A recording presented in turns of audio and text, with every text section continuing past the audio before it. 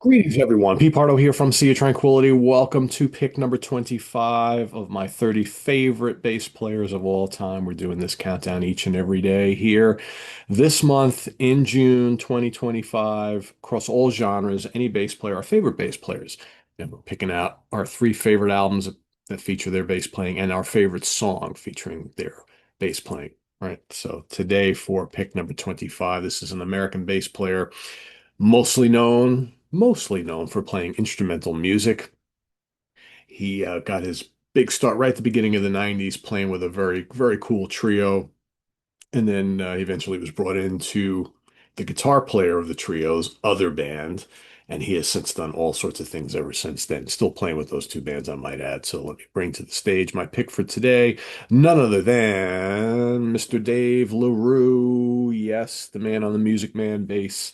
Incredible bass player, of course, longtime bassist for the Steve Morse Band, also for the Dixie Dregs, plays in Flying Colors, done some stuff with John Petrucci and Joe Satriani, and all sorts of other projects. I mean, Dave has just been a hardworking bass player who's just everywhere. Amazing bass player. You talk about bass virtuosos, he's one of them for sure. Just has that real fluid style. He can play the real fast, crazy, busy stuff. He can do the really nice melodic, slower stuff, and just an amazing, amazing player. Been one of my favorite bands for ages. I mean, my favorite bass players for ages, ever since the first time I saw him with the Steve Morse Band. So going way, way back. So let's talk about my favorite albums from featuring Mr. LaRue. And I'll go chronological here. The first one I'm going to pick is the Steve Morse Band album, Southern Steel from 1991. This is the first album that he appeared on. Terrific stuff here. And of course, this was really the beginning of the long-standing Steve Morse band lineup of Steve Morse, Dave LaRue, and Van Romain, right? So it's all kind of starts here. You got great stuff like Cut to the Chase, Simple Simon, Vista Grand, Battle Lines is terrific. Love the title track. Arena Rock is good. Weekend Overdrive, just good high energy. Kind of, it's called Southern Steel for a reason. There's like a southerny flair to it, but just high energy power trio guitar rock. But man, the bass playing is just off the charts on here. So good. Uh, Oftentimes my personal favorite Steve Morse Band album. If it's not the debut, it's this one. This is 1992's Coast to Coast right here. Yeah, I played this to death when I saw it when this came out. I saw them live on this tour. Just absolutely amazing, amazing stuff. User friendly. The title track is so good. Um, Not the title track. Coast to Coast is so good. Over Easy, Cabin Fever. Get it in writing. Morning Rush Hour is so intense that I think by the second album with this lineup, the synergy between all the individual players is just absolutely incredible. Just so tight. I had like almost no voice this morning. Out of the Queensrÿche show all day yesterday in the heat, and yeah, not enough sleep. Up early here. Got to go get a haircut. Got to go record with Martin. Got to do this show. So yeah, it's just I'm just getting fogged this morning. But all right, next up, we're gonna pick his first album with a legendary band, the Dixie Dregs. So this is 1994. This is full circle. This is so now he's brought into the band pretty much full time. Andy West would sporadically show up and play with the band, but they did need someone who could appear a little more regularly with them because Andy's got a very prominent business on his own. So his performances with the Dregs are kind of like hit and miss depending on when he's available and when he could take time off to do live stuff. But Mr. LaRue stepped right in. There's great stuff on here. So this is basically T. Lavitz on here and Rod Morgenstein and of course from the Mahavishnu Orchestra, Jerry Goodman. So here's the very cool lineup. This configuration, a really, really strong Dregs album. Love it quite a bit.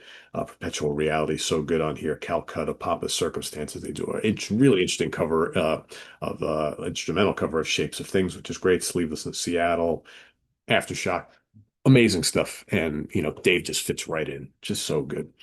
As far as my favorite performance in a song, that was an easy pick. And as much as there's so much greatness throughout anything that Dave LaRue has played on, I got to go back to Coast to Coast.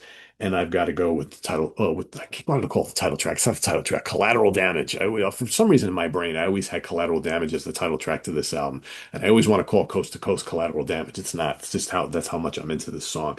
It's just so good. It's got a great bass solo, um, very melodic bass solo, but it shows all the chops. But what he's doing alongside Steve, they're doing this kind of wild counterpoint stuff. I mean, the beginning is just rampage, and then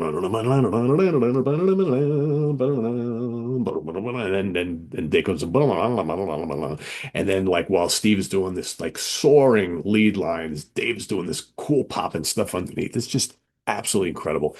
Not only is it an incredible song for guitar playing and drums, but man, LaRue's bass playing is just off the charts great on this one. I just absolutely love it. It's so good. It's been one of my favorite Steve Morse related songs for 30, this is what, 1992, right? Is that what I said here? So you do the math, 33 years, right? Just so good. And I've seen them play that live, and it boggles my mind. To me, it's like, there are a couple of classic tracks on that first Steve Morse album, which of course featured Jerry Peak on bass.